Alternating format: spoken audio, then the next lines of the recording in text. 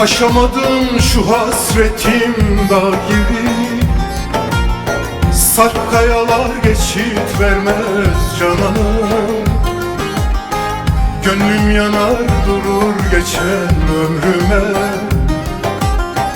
Yaşamadım yaşlandım ben cananım. Yaşamadım yaşlandım ben cananım. Cananım, doyamadım sevdalara cananım. Bağrım yanar hasretlere cananım. Geçti ömrüm yaşamadan cananım. Cananım,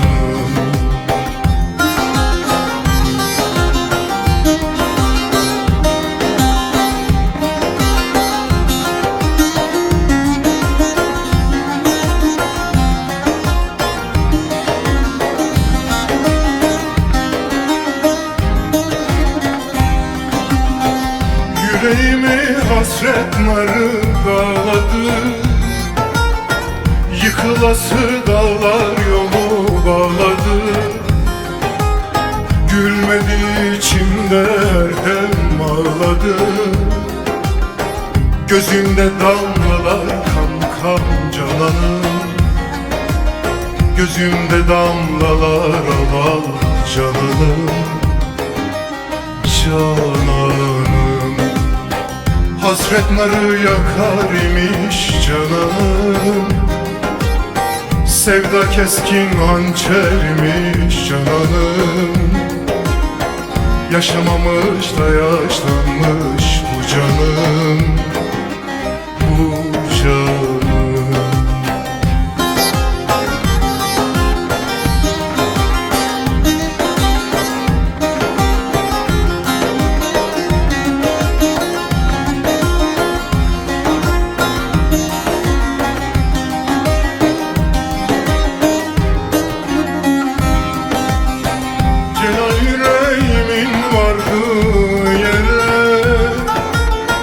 Varamadım takıldım engellere.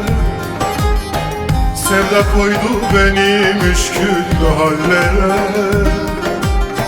Sinemde bir gülün diker canım. Sinemde bir gülün diker canım.